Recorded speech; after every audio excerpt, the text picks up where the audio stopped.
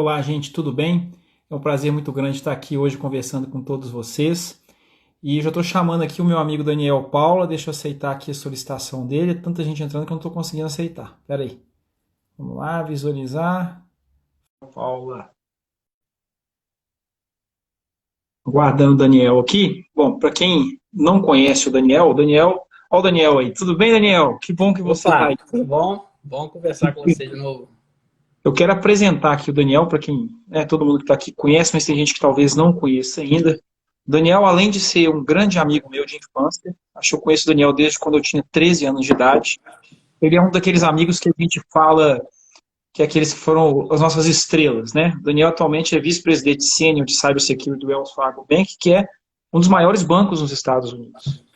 E é um prazer muito grande. Você está falando agora exatamente de qual estado, Daniel? Eu estou em Phoenix, no Arizona.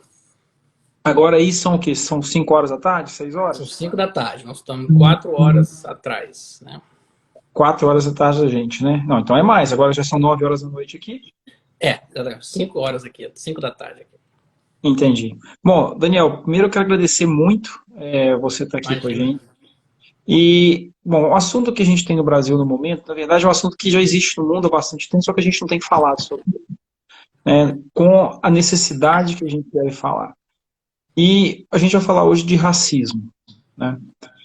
Eu quero te pedir inicialmente contribuindo, para contribuir com a gente, falando sobre a sua infância. Lembrar lá de quando você estava lá em Ouro Branco ainda, era criança. Eu queria saber se você, naquela época, experimentou ou viu alguma situação de racismo. Olha, Luiz,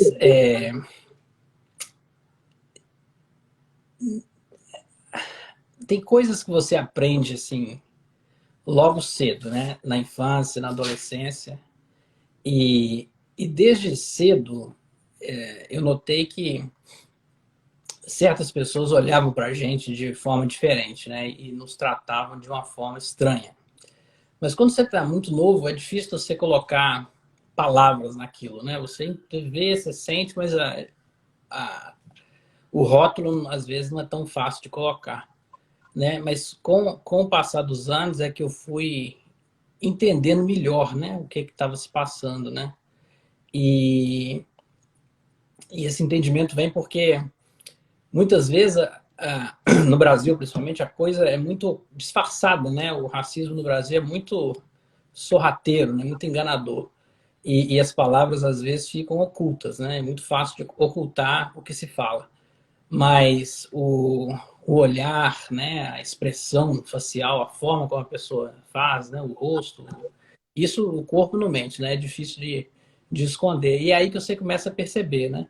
Eu particularmente, na época de infância, assim, eu não lembro muito, acho que porque eu também era muito novo e porque meio que, até por uma questão de sobrevivência, não sei se eu diria a palavra sobrevivência, talvez seja muito forte, mas a, a gente se acaba sendo. Eu acho que eu fui criado numa bolha, entendeu? Eu acho que o fato de ter crescido em Ouro Branco meio que me deu um privilégio, mas também uma certa desvantagem, né? Eu acho que o fato é que a sensação que eu tenho hoje é que eu estava numa bolha, né? E à medida que você vai crescendo e você vai começando a ocupar certos espaços na sociedade, né? É que você vai vendo que aquilo não é, a bolha era uma fantasia, né? E que a realidade é bem diferente. Essa foi a nossa experiência lá. Mas a nossa história, né? É a história de gente que cresceu, né? Como uma pessoa de cor no Brasil. E depois, né? Que eu me mudei aqui para os Estados Unidos, já vão fazer 17 anos. O seu rótulo muda, né? Aqui a gente vira latino, né? Que é um outro rótulo, né? E não Uhum. faz sentido nenhum no Brasil, né? Mas aqui faz Uhum. muito. Então todo mundo do Brasil, independente de cor, é latino, né? Então você acaba fazendo parte de uma segunda minoria, né? E que são duas experiências bem diferentes, né? Bem distintas, né? O que a gente vê aqui com o que a gente viu no Brasil, né? Daniel, você falou uma coisa que me chamou a atenção. Você falou que no Brasil o racismo é disfarçado. Você acha que é disfarçado mesmo ou você acha que a gente não enxerga? Ou a gente não quer enxergar? Olha, eu vejo a seguinte maneira, eu vejo assim, nos dois países, né, eu que pude viver nos dois, né, dá para comparar, a coisa é bem estrutural, né? O que Uhum. acontece é que você tem certos hábitos, certas falas, né, certos pensamentos que ficaram, eles se normalizaram, né, ficou normal, né, e começa a fazer parte do cotidiano. E é isso que exatamente que cria e alimenta, né, uma cultura de segregação e preconceito racial. A diferença que eu vejo é que nos Estados Unidos a coisa é muito mais aberta, né? É muito mais escancarada, né? Não tem esse hábito assim de, e até eu acho que é até uma questão cultural, né? Não tem tanto esse hábito de esconder e disfarçar como a gente se vê no Brasil.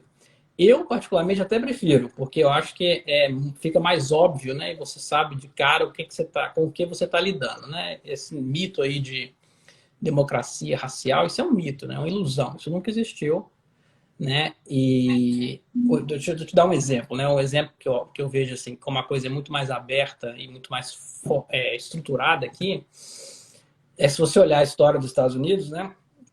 Desde a época que a emancipação aconteceu, né? Depois da escravidão, inclusive até uma data importante, dia 19 agora, que acho que é sexta-feira, é o que eles chamam de Juneteenth Day, né? Que é o dia que foi o dia da emancipação, né? Foi quando os negros foram considerados libertos, equivalente ao dia da abolição no Brasil, né? É sexta-feira Uhum. agora. Se você olhar, por exemplo, existiam leis, né, que explicitamente colocavam certas coisas em práticas, né, separava, né, moradia, escola, né, os certos bairros era proibido o preto morar, escolas separadas, né, para negro, para branco, transporte público, né, o ônibus, o lugar era separado no fundo, né, e até o banheiro era separado, né, o bebedouro, a regra de empréstimo, né, de empréstimo bancário era diferente, regra para aluguel era diferente. Então, todo um conjunto de leis e regras, né, que tornou a coisa muito mais explícita, né? A maioria dessas coisas não existe mais, mas o costume de ser bastante explícito continua, né? Isso é cultural. Hoje a segregação é proibida por lei, né? Mas o preconceito ele existe, né? O preconceito que na minha cabeça, ele se alimenta de uma cultura de indiferença, né? Uma cultura de menosprezo, né? Onde o pior adjetivo sempre ele é associado com a pessoa de cor, né? É Uhum. uma visão que vê assim, que a pessoa de cor ela tem que mudar, ela tem que evoluir, ela tem que crescer ou melhorar para atingir um padrão, né, o padrão ouro, né, que geralmente é o padrão branco, para poder ser aceita na sociedade. Isso aí é uma visão distorcida, né? Extremamente distorcida, né? E que é diferente do que a gente vê no Brasil, né? No Brasil é muito mais velado, né? Você não tem lei, né? Dizendo que isso é proibido, aquilo é proibido, né? Se você estudar a história americana, você vai ver que mais para trás, assim, no século XIX, tinha até leis muito piores, né? Tinha coisa, por exemplo, eu estava até lendo um texto hoje antes de ligar aqui, tinha lei, por exemplo, que proibia as pessoas de cor casar, né? Proibia, por exemplo, um policial negro prender um branco, né? Independente da situação. É mesmo? Tem coisas absurdas, né? Depois eu te mandar uma listinha. Você fica lendo, você fala assim, como é que isso um dia passou, né? Como lei, né? E ficou assim, 50, 100 anos, né?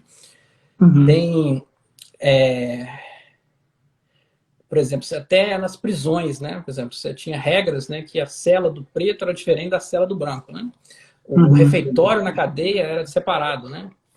Você vê até os dois criminosos, né? Um você trata de um jeito, você trata do outro.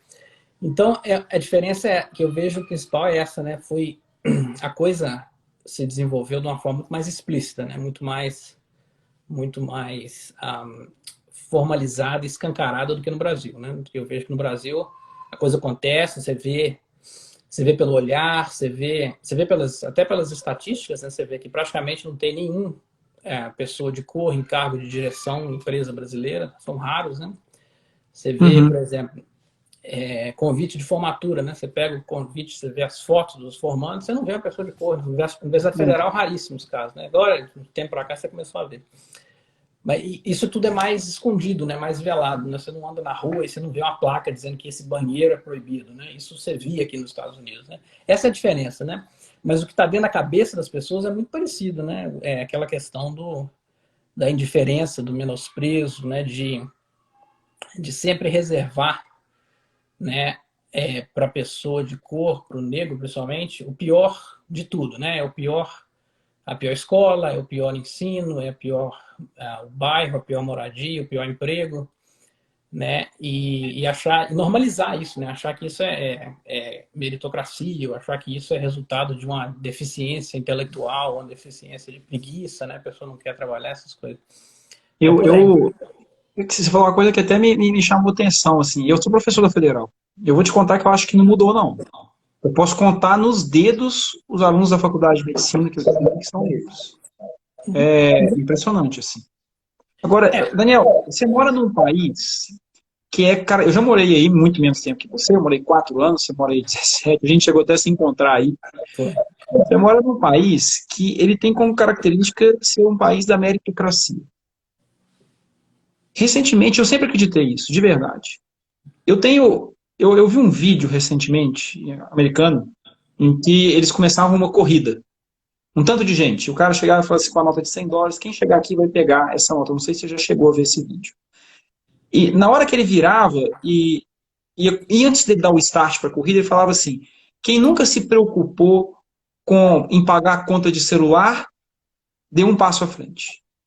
Depois pergunta, quem nunca se preocupou em ter que ajudar o pai e a mãe a pagar a faculdade, deu um passo à frente. Ia colocando todas as vantagens. E no final, a gente via que só as pessoas brancas estavam lá na frente. E as pessoas pretas estavam lá atrás. Então, isso me fez questionar muito essa meritocracia aqui no nosso país. Eu queria saber de você, assim, você acha que existe realmente uma meritocracia? A gente pode falar isso? Uma pessoa branca chegar e falar, olha, eu cheguei aqui pelos meus esforços e tal. Você acha que a gente sai todo mundo do mesmo start? Isso é uma questão complicada de responder, mas eu acho que não. Eu acho que não existe, é um mito, né? É outro mito. Do mesmo jeito que eu coloco no mesmo grupo da democracia racial, né? É um mito. Mas é um mito complicado de você desmontar, porque envolve muita coisa. Eu conheço aqui nesse tempo que eu moro aqui, muita gente branca, pessoas maravilhosas, assim, gente Claro. extremamente generosa. Não existe assim, essa dicotomia, né, de que um é bom, outro é ruim. Isso é bobagem, né? Tem gente boa e gente ruim de todos os lados. E eu conheço muita gente que realmente você vê que a pessoa conseguiu alguma coisa por mérito, né? Então, esse assunto é complicado porque toda vez que você começa a tentar desvencilhar isso, sempre aparece um exemplo. Não, mas tem o fulano, né? Ah, mas o fulano e o Beltrano. E acaba criando uma... A conversa se perde, né? Porque você acaba perdendo o fio da meada, porque sempre tem um exemplo de um ou dois que realmente, por mérito, né? Nadando contra a maré, lutando contra tudo e contra todos, conseguiram. Mas isso isso não anula, né? O fato de que milhares de outros, né? Não conseguiram, né? E não conseguiram não foi por falta de esforço, né? Eles não conseguiram porque existem, né, hábitos e costumes enraizados que criam a barreira a mais, né? E são às vezes muito sutis, né? Por exemplo, você vê, por exemplo, é muito comum em empresa, né, em avaliações de performance, de liderança, você falar sobre estilo de comunicação, né? Comunicação assertiva, comunicação assim, assim, assado. Tem estudos que mostram, né, que a pessoa de cor que fala de forma assertiva é vista como agressiva. A pessoa branca que fala da mesma forma é vista como um grande líder, né? Um potencial de liderança. E isso é totalmente uma coisa que está na cabeça das pessoas, porque a forma que eles falam é igualzinha, né? Então tem estudos que Uhum. já mostraram isso, né? E tem também a questão até do dos que chamam de bias, né? Dos vieses, né? Por exemplo, recentemente teve o caso da polícia, né? Com o George Floyd, né? Esse ano foram 4 casos nos Estados Unidos, né? O do George Floyd é o que evidentemente ganhou mais proporção, né? Mas não foi o único, né? Tem mais 3. Inclusive teve um semana passada em Atlanta, né, numa lanchonete que nem teve tanta divulgação porque já tem protesto no mundo inteiro por conta do caso anterior, né? Então existe esse viés, né? Existe esse tem um texto que está na internet, um estudo que foi feito em Harvard, parece há muitos anos atrás, que você pegava e mostrava figuras, fotografias diferentes, né, para pessoas, né? Você mostrava uma pessoa branca correndo, uma pessoa preta correndo, mostrava uma pessoa branca sorrindo, uma pessoa preta sorrindo. E cientificamente, eu não sei te explicar exatamente qual a ciência por trás, né? Está um pouco fora da minha área, mas o que eu entendi do estudo é que as emoções e as associações que eram Uhum, feitas eram completamente enviesadas, né? Você pegava claro. a foto da pessoa branca correndo é um atleta, né? O preto correndo é um ladrão. Uhum, É a mesma foto, né? Tirada no mesmo lugar, né? A pose igualzinha. uhum, E por aí vai, né? Então, eu não acredito, resumindo aqui, eu não acredito. Eu acho que a meritocracia é um mito. E é um uhum. mito complicado de você desmontar por causa disso, né? Porque você sempre vai ter as exceções, né? Você sempre vai ter um exemplo aqui, um exemplo ali, de realmente gente extraordinária que conseguiria até mais se esses vieses, né, o unconscious bias não existisse, né? Mas E isso que você colocou é muito importante, porque eu acho que parte do nosso princípio de reconhecer. Eu comecei a reconhecer certos privilégios que eu tenho na minha vida, assistindo inicialmente um programa que a gente tem aqui no Brasil, muita gente deve saber, chama Papo de Segunda. Não sei se você sabe qual que é. Um programa que não, passa no GNT. E aí, um dia o Fábio Porchat virou e falou assim, olha, eu sou um cara muito privilegiado. Eles estão falando a verdade de machismo. E aí ele falou, olha, porque eu posso sair na rua agora à noite sem eu não tenho medo de ser estuprado. é, Se eu estiver acima do meu peso, isso vai ser ruim para mim, mas a sociedade não vai me julgar com o peso que julga uma mulher. E aí eu comecei a pensar em vários privilégios que eu, que sou branco, tenho e que muitas vezes eu não reconhecia. Eu posso agora, nesse segundo, 9h30 da noite, se eu quiser pegar, botar um short aqui sem camisa e correr ali na rua, posso ir correr. Eu duvido que a polícia vai me parar. Eu nunca. posso, inclusive, estar correndo de chinelo. De chinelo. Eu duvido que a polícia vai me parar por conta disso. É. Eu acho que esse é um ponto muito importante quando a gente começa a pensar. Daniel, eu te falo, eu sou um cara muito esforçado, eu acho que eu tive que batalhar muitas coisas que eu consegui na minha vida. Mas isso não me faz não ver que eu saí na frente. Exatamente. Não E se tira o eu fosse, mérito, se né? eu fosse preto, ia ser mais difícil para mim. O fato de você ter exemplos, né, de gente que realmente conseguiu por mérito, e tem muitos, né? Não tira Uhum. uma coisa não anula a outra, né? Os dois Claro, podem ser claro, verdadeiros ao mesmo tempo, né? Esse é o ponto aí. claro. Isso é muito importante. Agora, esse estudo que você está falando de Harvard, tem um livro, não sei se você já leu, que chama Blink, em Já, português. Malcolm Gladwell. Uhum. Exatamente. Nesse livro ele fala de um teste que eles desenvolveram em Harvard, que esse teste serve para você ver as suas associações normais. Yeah. Então, ele começa inicialmente, por exemplo, com homem e mulher, ele vai mostrando, ele manda você clicar em dois números. Assim. Então, por exemplo, se apareceu uma palavra vinculada a trabalho, e homem, você clica na letra D. Se apareceu, por exemplo, coisas do ar e mulher, você clica na letra A. Na hora que inverte isso, a sua velocidade para poder clicar é muito menor. Eu cheguei a Yeah. fazer esse teste e repetir ele algumas vezes para testar o meu racismo. Uhum. E eu vou te falar, eu fiquei muito chateado, porque Não acontece. eu tô, assim, isso me mostra que está na minha mente. Uhum. E, Esse é o ponto. agora, você falou algumas vezes aí a questão, você falou a palavra pessoa de cor, e isso me chamou muita atenção, porque agora a gente tem muito debate sobre como falar. Yeah. Eu, recentemente, eu vi não sei se foi meu irmão que me mandou, alguém que me mandou, um vídeo de um angolano que mora no Brasil, e ele falava uma coisa muito interessante. Quando ele chegou no Brasil, ele observou que aqui a gente usava a palavra negro e preto de maneiras diferentes. E que negro era sempre ruim. A gente fala buraco negro, lista negra, Até hoje, né? e, e várias outras coisas são negras. Uhum. Só que a gente fala uma grana preta, o nosso carro é preto.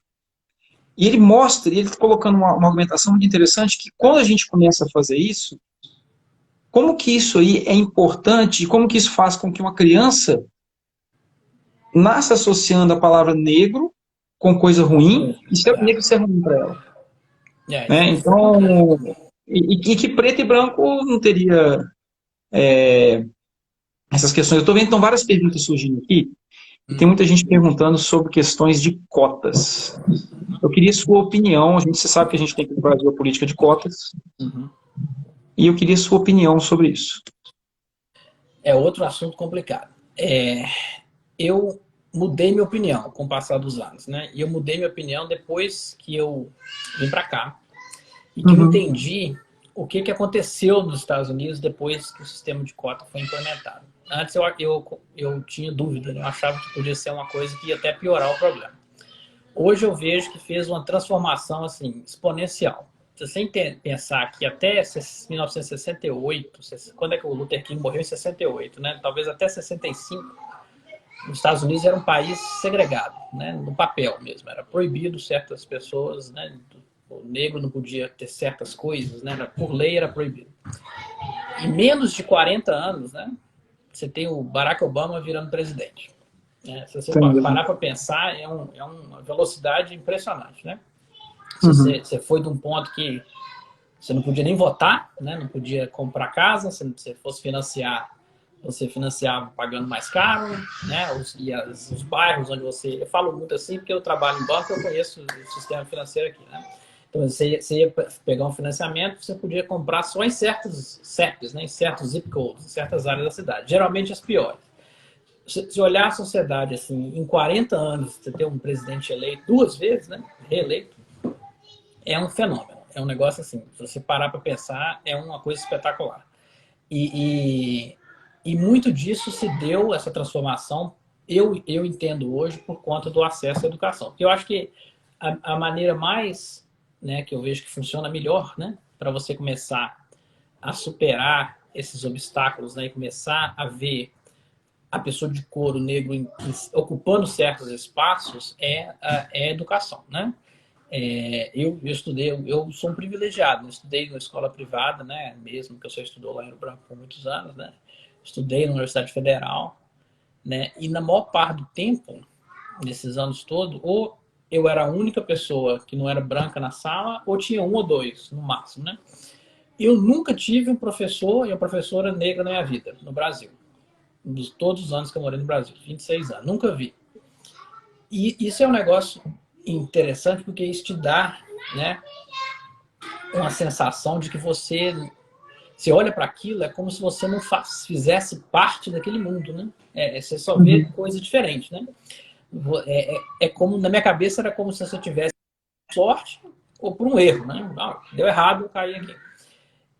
O primeiro, ainda nessa linha aí da educação, né? O primeiro professor negro que eu fui conhecer na vida foi aqui nos Estados Unidos, fazendo mestrado. E foi um cara que entrou na universidade com o sistema de cotas. Isso foi o que mudou a minha opinião. Porque eu falei, se não fosse esse cara, talvez até hoje eu não tivesse conhecido um professor negro, né? Uhum. A outra coisa que eu achei que me mostrou, né, mudou minha opinião, foi quando eu tive um outro privilégio, né? Eu fiz um curso na Universidade de Harvard, em Boston, ano passado, né? E você é o oposto, né? O sistema de cota lá é tão já evoluiu, né? Começou com um sistema bastante primitivo, né? Que a pessoa marcava um xizinho no papel. A coisa já está muito mais sofisticada hoje em dia, né? Você tem ações afirmativas diferentes, né? Mas você ainda tem representatividade, palavra boa. O... Mas o que você vê em Harvard, você anda pelo campo, você vê de tudo. Você vê gente preto, branco, amarelo, homem, mulher. Tudo. A diversidade é um negócio assim bonito de se ver, né? E os professores do curso tinham um branco, eram uns 8 pessoas de cor. Foi o oposto, né? Você chegar na melhor universidade de negócio do mundo e ver uma coisa dessa, você fala assim, esse conceito deu certo, né? E foi aí que eu comecei a mudar minha opinião, quando eu comecei a entrar mais a fundo no mundo acadêmico aqui nos Estados Unidos, conhecer melhor, né? E a questão como é que eles fazem, a questão de bolsa, né? Bolsa para certos grupos, intencionalmente, né? o sistema de cota, quando ele é bem feito, ele funciona. E ele tem um potencial para transformar muito. A coisa assim, você fica impressionado com o que acontece num período de tempo até pequeno. Uhum. Ô, Daniel, mas conta pra gente então um pouquinho, como é que foi essa saída que você teve de Ouro Branco até chegar a uma posição muito alta profissional? O que aconteceu, assim, e quais foram os desafios que você encontrou, e algum, inclusive, assim, do ponto de vista racial, e não só em questão ao fato de você ser uma pessoa preta, mas também o fato de você ser latino nos Estados Unidos, que eu sei que também não é uma coisa fácil. É verdade. Ó, Luiz, é educação, trabalho e sorte, né? Eu acho que eu dei sorte, pra ser sincero. O, educação é fundamental, não tem jeito. Eu, apesar de eu ter, você perguntou assim do que né, de experiência e tudo, eu, graças a Deus, eu nunca experimentei nem vi de perto, né, violência física, né, alguém ser agredido fisicamente por conta da cor, não senti isso e não vi isso de perto. Mas à medida que você vai vencendo, né, certos obstáculos e ocupando certos espaços da sociedade, você começa a ver a coisa de forma muito evidente, né, muito clara, né? Uhum. Como eu falei, né, no Brasil, né, e aqui também, né, é só questão de ser mais ou menos explícito, né, como eu falei.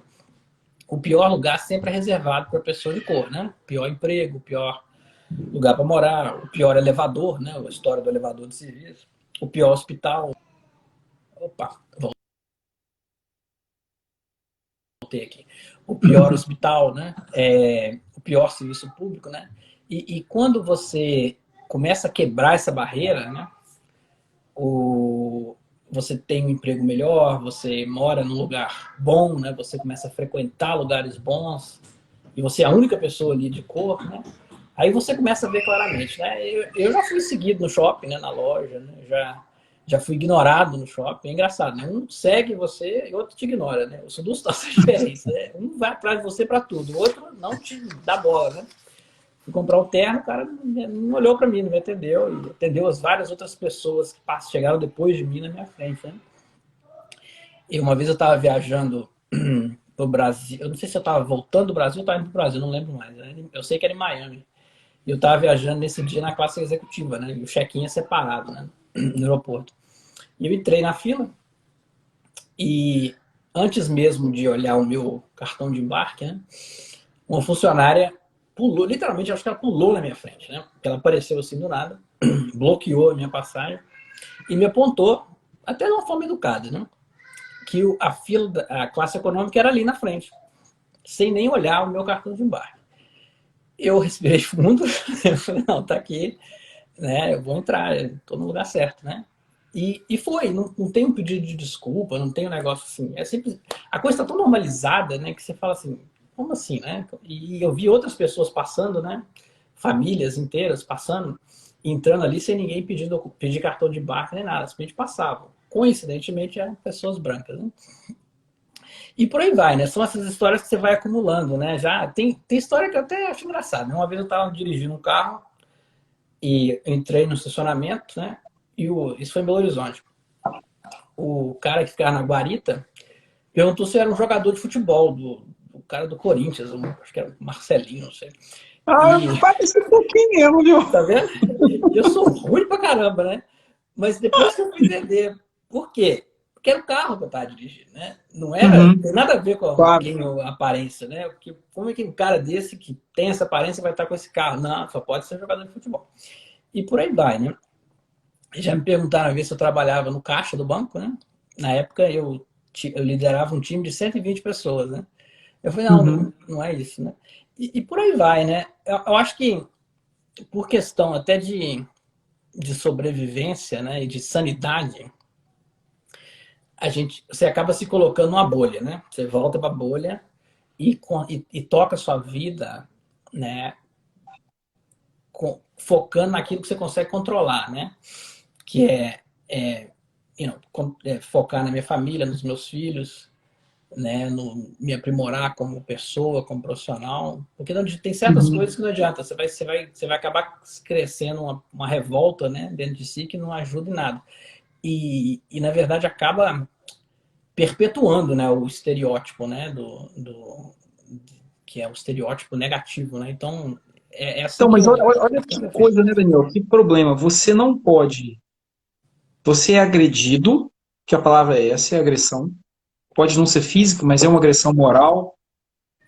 E se você reage a essa agressão, você é mais estereotipado ainda. Exatamente, Então, exatamente. qual que é a solução? Porque não dá também para ficar passivo em relação a isso. Não, não dá. Eu acho o seguinte, o termo que está em moda agora é ser antirracista, né? Que eu acho Uhum, muito legal. É, porque ficar calado, né? E no meu caso, assim, que eu posso até no meu, assim, é até duro falar isso, mas eu vou falar. No meu caso, até a experiência foi até leve, né? uhum, Comparado com outros casos que eu conheço, né?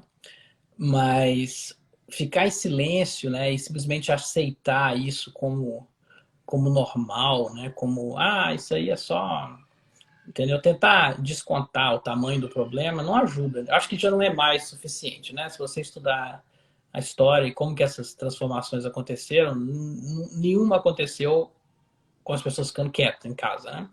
Então, eu acho lindo esses protestos na rua.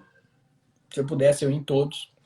A grande maioria deles é muito pacífica, né? Eventualmente, uhum, você tem um ou outro que excede o limite dos dois lados, né? Tem dos protestantes, das pessoas que estão protestando e da polícia, né? uhum. E, mas o fundamental é mudar a postura, né? De começar a criar essa consciência de como ser antirracista, né? Eu acho que começa com estudando e aprendendo, né? Eu acho que o livro é o melhor amigo nessa hora, né? Principalmente pesquisa acadêmica, que hoje tem muito, né? Uhum. Eu não sei até que ponto essas pesquisas existem porque as cotas existiram. Eu acredito que tem uma correlação. Eu não sei ainda se é verdade. Eu acredito que existe. Então, hoje em dia, tem muita pesquisa acadêmica, né? Com o unconscious bias, né? Os vieses inconscientes, as questões de associação, muita coisa na área de antropologia, né? Que pesquisa e documenta isso através da ciência, né? Não é só uma pessoa Uhum. achando, é um Claro. posicionamento político, né? Então acho que começa por aí, né? Todo mundo que quer um dia se tornar antirracista, acho que tem que começar estudando, entender como que o racismo acontece, né? Desmascarar e entender, né? Entender com o que você está lidando, né? Para quem Daniel, tá, fala aí. não, pode continuar, desculpa, não vou te interrompendo. Não, e o outro ponto que, né, nessa questão de antirracismo que eu vejo é assim, um é se informar, né, se estudar, e outra, e para quem está em posições de influência, né, em posições de liderança, começar a fazer acontecer, né? Por exemplo, em empresas, né, você começar a olhar assim, quem está no conselho de administração, né, quem está na diretoria, né, quem são as pessoas na posição, né, da C-suite que eles falam, né, em posição de Uhum. destaque, né? Como é que está a diversidade no pool de candidatos para uma vaga que você está contratando? Eu já deixei de contratar gente porque eu cheguei para o recrutador e falei, não, você está me dando 4 pessoas que são iguaizinhas, eu quero 4 diferentes, né? Variedade, né? Mas é Uhum. difícil porque assim, uma pessoa sozinha não vai mudar o mundo, né? Eu que estou na área de tecnologia, eu estou vendo que está começando a certas discussões pipocarem, né? Por exemplo, tecnologia de reconhecimento facial, né? Uhum. Que o Facebook usa, né? O Instagram usa, né? Tem inteligência artificial por trás. Já está documentado, né? Tem ciência por trás disso, que as tecnologias de reconhecimento facial elas funcionam melhor quando o rosto é branco. Né? Elas reconhecem com mais precisão quando a foto é de uma pessoa branca. Isso tem ciência por trás, não é achismo, não. O que acontece, a consequência disso é o seguinte: quando você começa a ter esses tipos de tecnologia sendo usado para policiamento, né, para vigilância, né, identificar pessoas que estão com mandado de prisão pendente, né, isso tem na Inglaterra, eu não sei se tem no Brasil, você começa a introduzir uma série de outros problemas. Né? Então você começa a ter questionamentos, né? Será que a tecnologia está pronta para isso, né? Tem melhorias para se fazer? Então tem empresas que essa semana mesmo, acho que foi a IBM, que anunciou que está pausando o projeto, né? Parando o projeto para reavaliar como que essas tecnologias estão sendo desenvolvidas, porque o que elas podem fazer sem... Eu não estou nem dizendo que essa foi a intenção de quem desenvolveu a tecnologia, talvez isso tenha acontecido por, de novo, um viés totalmente subconsciente, que a pessoa nem sabe o que está fazendo, mas o resultado final é esse, né? A tecnologia, talvez a forma como os testes foram feitos, talvez, né, as fotos que foram usadas para treinar a inteligência artificial, talvez isso tenha criado, né, uma máquina de fazer preconceito, né? Então, são esses Uhum. exemplos que estão aparecendo agora, esse mês. Então, esse movimento todo antirracista é isso, é você usar a sua plataforma, né? Você está numa empresa, você está na tecnologia, você está na parte de educação, né? Se tornar um aliado, né? Por exemplo, uma coisa que alguns colegas estão fazendo no trabalho, né? A gente às vezes recebe convite para fazer palestra, né, em conferência e tudo, e eles mandam, né, a lista das outras pessoas que estão no painel, né? Que vão Uhum. falar. Tem gente que agora simplesmente, se o painel for 100% homem branco, a pessoa não vai. Eu agradeço o convite e vou te dizer, olha, tem mais 3 pessoas, né, que eu queria que você convidasse no meu lugar. E eu te dou o nome das 3 pessoas, que vão ser Uhum. geralmente mulheres, que também tem a questão da presença feminina, né, em posições de liderança, que vai junto com, que eu sei que não é o tema dessa nossa conversa, mas que tá pertinho ali, né? Tão complicado quanto. Então são essas pequenas práticas, né, o exemplo que eu dei de tecnologia, né, o exemplo de recrutamento, a questão de convite, de palestra, são coisas que todo mundo pode fazer. Você não precisa esperar o Congresso fazer nada, você não precisa esperar nenhuma Uhum. lei mudar. Isso é uma coisa que você vai fazer amanhã. E é isso aí, é assim que começa, entendeu? São pequenas coisinhas que vão começar. Eu vou bancar o advogado do diabo aqui agora, Fala aí. tá? Você colocou de maneira muito enfática a importância da educação no combate ao racismo, né? Oi. E foi a mesma coisa que o João colocou também na última live. O meu irmão mora em Portugal, meu irmão Bruno. Já tá, você percebe pequenininho, né? Tá grande agora. É. Meu irmão Bruno ele colocou uma coisa muito interessante para mim. O nível de educação, do ponto de vista formal, em Portugal é muito melhor que no Brasil. Isso não tem nem dúvida.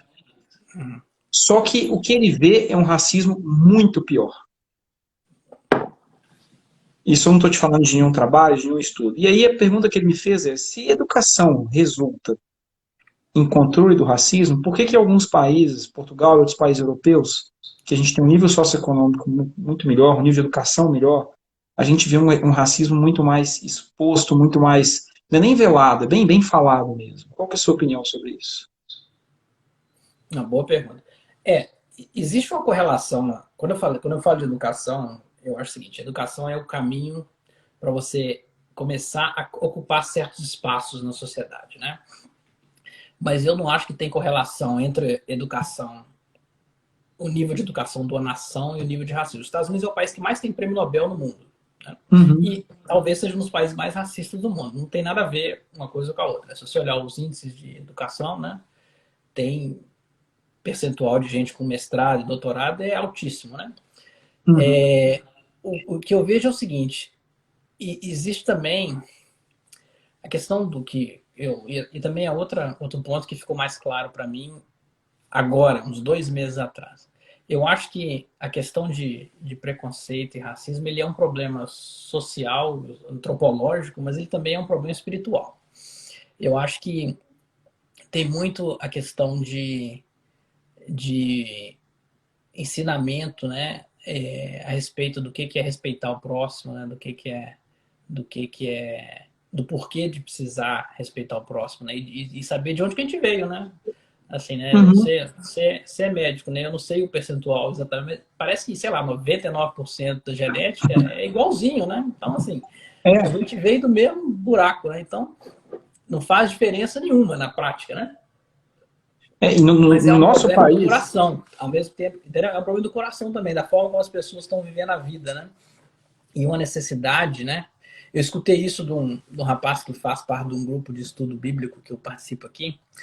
O, é uma pessoa branca, né? Ele falou que é um negócio que me marcou, que ficou na minha cabeça, né?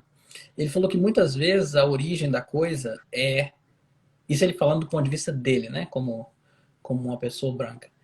ele disse assim, muitas vezes o que ele via acontecendo, né, era a origem de tudo era uma necessidade de afirmação de superioridade, né? Então, por qualquer que fosse a razão, né, qualquer que fosse a situação ou contexto, sempre existia dentro da pessoa aquele desejo de se afirmar como superior, né? Então, assim, por conta da cor, né? Então, assim, se eu sou branco e você não é, qualquer que seja o assunto que a gente está discutindo, eu tenho que estar superior a você, né?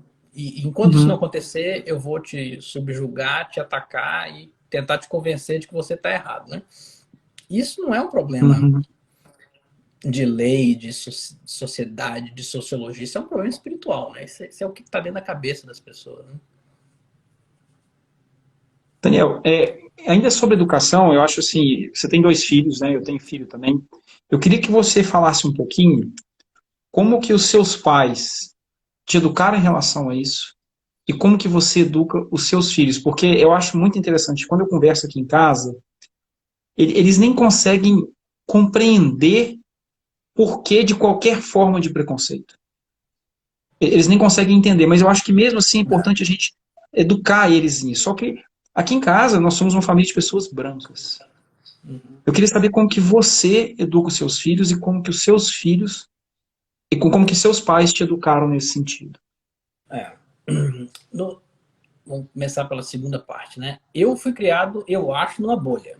Então, não existia muito exposição a isso. Talvez por questão de necessidade, né? Mas à medida que eu fui crescendo e começando a entender, na minha cabeça eu não registrava direito por que que no bairro que eu morava tinha duas famílias de cor no bairro inteiro, né? Uhum, é Talvez verdade. três, assim, com milhares de pessoas no bairro, né? E eu não conseguia Uhum, entender. Eu falei, mas como assim, né? Aí você vai crescendo, você vai entendendo, né? Então, na verdade, como eu falei, eu acho que eu fui meio privilegiado, eu fui meio anestesiado com relação a isso. Eu só fui começar a entender isso depois que eu saí de Ouro Branco, eu comecei a chegar na faculdade, que eu era a única pessoa da minha sala, né? O tempo todo, os 4 anos. Depois que eu entrei no mercado de trabalho, né? Depois que eu vim para cá. E aí você vai, né? Vai enfrentando as coisas. Como que a gente está criando os meninos? Meus filhos têm, o mais velho tem 5 anos, o mais novo tem 3. Então eles estão muito pequenininhos ainda. E é engraçado, né, que por conta da minha genética, da Drauzia, nós dois somos misturados, né? Minha mãe é branca e a mãe dela era branca, né? Então aconteceu de um dos meninos ser bem escuro, né? E o outro ser bem branquinho. Eu acho que é os 50% de cada mãe aí, 25% de cada avó que misturou, né? Então você vê as fotos dos dois, você fala, que é isso, né? Mas é engraçado. Então acontece situações, né? Já aconteceu da, da minha esposa ser confundida com a babá, quando ela tá com o mais novo, né? Que é branquinho, né? O que a gente ensina para eles é que toda cor é bonita, né? O mais novo até que não, ele não tem ainda maturidade para aprender isso, né? Mas o mais velho que já está na escola, já está convivendo, e ele vai para uma escola que provavelmente eu acho que só tem mais uma criança de cor na escola, e a gente tenta dizer para ele que toda cor é bonita, né? E livros, essas coisinhas para criança, né, que são especializadas, que mostram figuras, né, do piloto de avião, que é uma pessoa de cor, né? O juiz, que é uma pessoa de cor, né? Não só o jogador de futebol e o cantor, né? Mas você começar a uhum, mostrar a figura para ele poder ter na cabeça, né? Como eu acho que eu falei mais cedo, né? Eu nunca vi um médico preto na minha vida. Nunca. No Brasil, nunca vi. Eu fui conhecer médico preto aqui. Quando eu tinha 30 anos que eu fui consultar. Um excelente profissional. E ele é um cara de cor. Ótimo médico. Então, assim, a vida inteira, essa imagem, né, da profissão, na minha cabeça, nunca existiu, né? Eu não cresci com aquilo, né? Então, isso é que eu quero quebrar. Então, são essas coisas que a gente introduz para eles, né? Evidentemente também, né, a questão espiritual, né, a gente ensina a Bíblia para eles. E também tem coisas que a gente tira. Isso é interessante. Também tem coisas que a gente tira. Por exemplo, uhum. tem um livro brasileiro, inclusive em português. Estou esquecendo o nome agora. É um livro de criança, né? Depois eu te mando o nome. Que eu joguei fora. Que vem aí com a Folha de São Paulo, essas coisas. E deixa eu só conferir a bateria aqui, senão eu vou perder. Não E, perde não, que a live tá boa. Não deixa acabar essa bateria, não. o, então, tá falando do livro. O livro eu joguei fora, porque eu acho que o livro chama Negrinho Pastoreiro. Depois você procura para saber a Eu história. conheço esse livro. Eu conheço esse livro e lembro, O inclusive, da menino, parte que ele fica amarrado no pau e morre com as formigas. Cara, eu li esse livro, isso é absurdo. eu me assustei quando eu li o livro. Eu peguei, meu filho estava deitado, eu peguei, tinha um monte de livro lá na eu peguei um, comecei a ler. Quando eu vi a história de uma criança, né, de um menino escravo na fazenda, que apanha até morrer. Botaram isso no livro infantil, com uma figurinha. Não, o menino No final morre da história, o menino morre. Morre amarrado amarrado no numa formigueiro, não é árvore. isso? Com formigueiro, Exatamente. é isso mesmo. Exatamente, é o mesmo. Então você leu. Joga fora. Eu joguei fora, porque esse é o tipo de coisa que eu não quero que ele. Isso é um lixo. É um negócio desse com uma porcaria. No Brasil se vende numa coleção da Folha de São Paulo, que estava na época nas bancas de revista. Um horror. Eu acho um absurdo. Folclore, talvez seja. Mas tem como criar uma história de folclore mais positiva, mais construtiva, né? Assim, por que precisa ser uma Uhum. pessoa, uma criança morrendo, espancada e amarrado na árvore? Isso é um terror, né? Então, esse é um exemplo de uma coisa que a gente tirou, né? Mas as coisas que eu Uhum. introduzo são isso, são coisas que vão quebrar essas noções, né? De que certos espaços eles não são para ser ocupados, que eu acho que isso não existe, né? Qualquer espaço está lá para ser ocupado. Daniel, você falou uma coisa que me chamou muita atenção. Você falou que você não conhecia nenhum médico preto no Brasil. Eu vou te falar, eu sou médico e eu conheço muito médico. Eu posso contar nos dedos. E se encher uma mão, vai ser muito mesmo. É, E eu ao nunca vi. ponto de que eu quero convidar outros colegas meus para participar e teoricamente nem foi tão difícil, porque eu já sabia exatamente os poucos que são. Você entendeu? Realmente a gente vive num mundo extremamente excludente, isso é muito claro. E aí eu já quero emendar para você, aí a gente está chegando mais no final, daqui a pouco começa a aparecer que tem que acabar aqui no Instagram. Mas eu já quero emendar para você nessa outra pergunta. Essa consciência sobre o racismo parece que abriu um mundo na minha cabeça recentemente. Foi na hora que eu comecei a observar justamente isso. Eu quase não tenho nenhum colega médico que seja preto. Se você for no hospital hoje em dia e for olhar, quem são as pessoas pretas? São os técnicos de enfermagem, Não, é o pessoal pessoal da comum. limpeza, Não. é o pessoal que empurra a maca. Uhum. Então tá errado. E a gente está num país em que, ao contrário daí, a maioria aqui é preta. É verdade. É. Ali não é. 60%. Uhum. Aqui é. E isso é uma coisa muito importante. Então, na hora que acontece tudo isso, e é muito interessante quando você vai falando a respeito são séculos de opressão e fazem com que a pessoa simplesmente muitas vezes não reaja. Né? Eu vi outro dia uma definição sobre criado mudo. Não sei se você conhece Uhum. essa Eu definição. vi. Era um escravo que estava parado segurando o negócio. Então, era esse cara que ficava parado lá da cama Não segurando podia um negócio. falar. Exatamente. Você sabe o que me chamou a atenção? Olha que coisa. A pessoa ficava dormindo com um escravo parado do lado. Essa pessoa que maltratava e fazia isso com esse escravo. Ele tinha de tudo para poder ter uma reação e matar essa pessoa nessa hora. Uhum. E isso não era feito, porque são séculos de opressão e que hoje em dia tem reflexo muito grande na nossa sociedade. E aí eu fico pensando, o que você acha que eu e a minoria branca desse país podemos fazer para poder reverter esse cenário que é tão deletério, porque ele é deletério para todo mundo, não é só para quem é negro, é deletério para a gente também. Não tem como eu ter uma vida plena e próspera se o meu irmão ele está ali na rua, ele está ruim, se eu saio eu vejo miséria, não tem como. Então, o que você acha que nós podemos fazer para poder começar a reverter essa história? É. Boa pergunta. Eu acho que todo mundo. Você tem sua plataforma, né? Todo mundo tem sua plataforma, né? Seja no trabalho, seja na escola, na faculdade, no grupo que você está envolvido, o que for, né? Você usar a sua plataforma para a causa antirracista, né? Então, por exemplo, se você trabalha numa empresa, dá uma olhada no conselho de administração, né? No perfil da diretoria, né? Eu entrei agora num grupo que está trabalhando no Wells Fargo, justamente, né, em resposta a esses vários eventos, né? E ontem mesmo foi publicado um artigo, 6%, né, dos cargos de diretoria do Wells Fargo são pessoas não brancas, né, de qualquer cor, não branca. Significa que 94% não é. Né? Eu não acredito que todas essas vagas foram preenchidas através de um processo competitivo, né? Não tenho prova, mas eu tenho suspeição. Então, começa por aí, né? Começa a questionar a sua plataforma, né? Não espera o Congresso, não espera ninguém fazer nada. A mudança desse tamanho, a gente pode começar amanhã. É você questionar o ambiente que você está, né? É na faculdade, né? Você está dando aula, você tem 99% dos alunos estão do mesmo jeito. Tem uma coisa errada, né? Isso não é falta de mérito, isso não é preguiça, isso não é defeito, né? O QI não é mais baixo, não é nada disso, né? E a outra coisa também, eu acho que vai junto com, né, a questão de se informar e aprender mais, é entender, porque muitos desses mecanismos, né, que perpetuam esses problemas, eles são mecanismos muito sutis, né?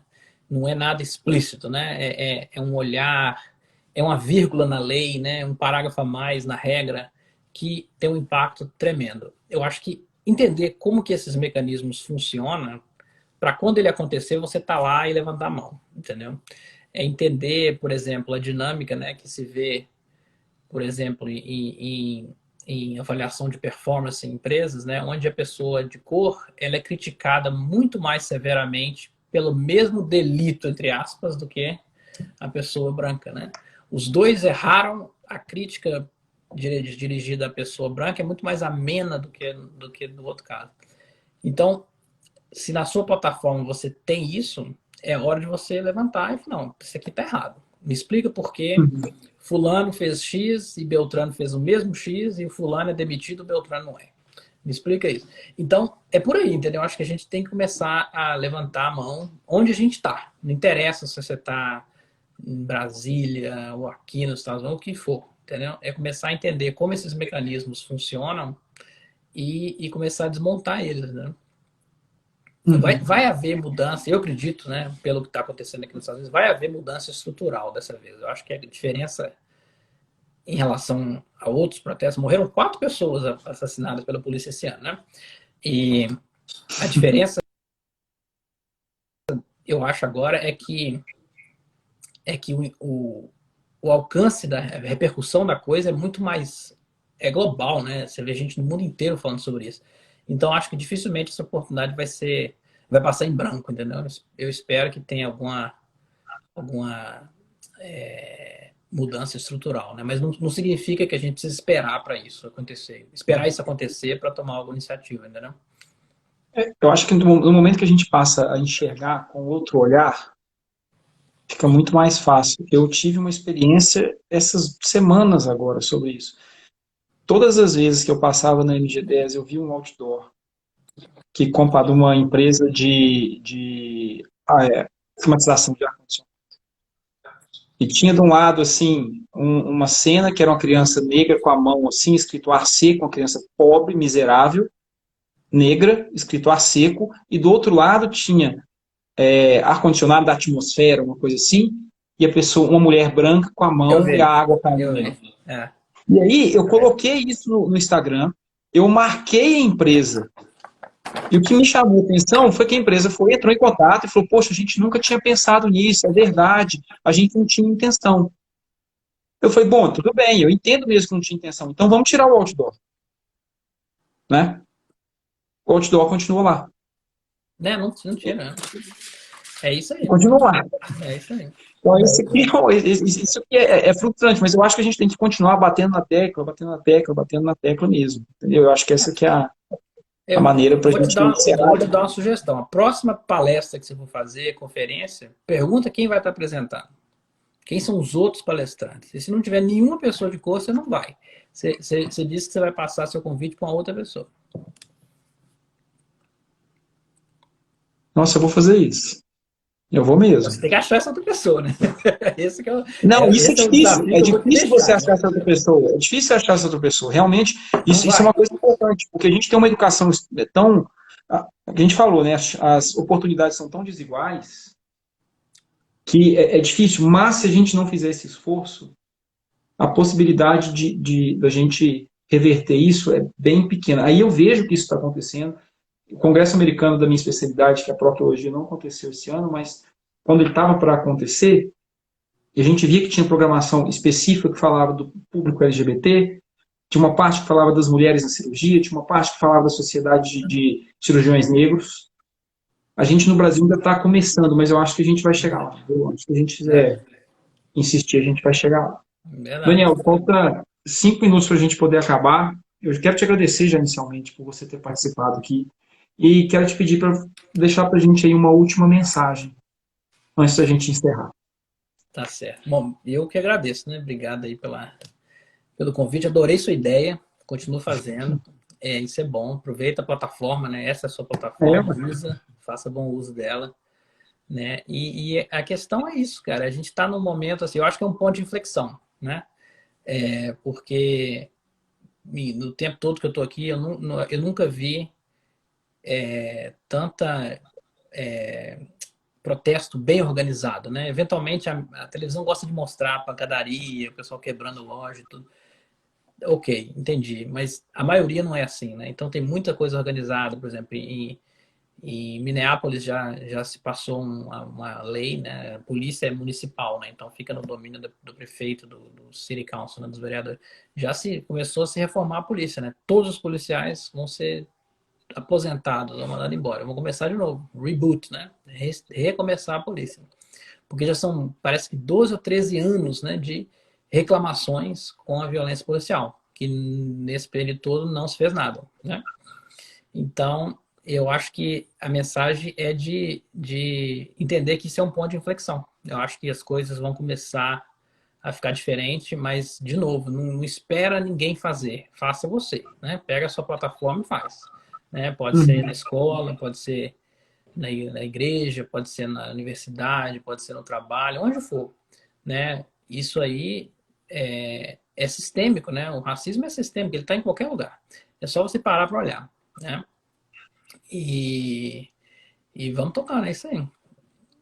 Tá, joia, meu amigo. Muito obrigado mais uma vez. Um beijão para a Drauzia e para os meninos aí. Tá bom. E a gente vai se falando. Obrigado a todo mundo que assistiu a gente, viu? Tá, Um joia. abraço a todos. A live vai ficar salva, tá? Não, Eu vou deixar na edição e vou postar no YouTube também. Tá bom. Tá bom? Um abraço. Tchau. Obrigado Um aí. abraço. Até Tchau. mais. Tchau, tchau.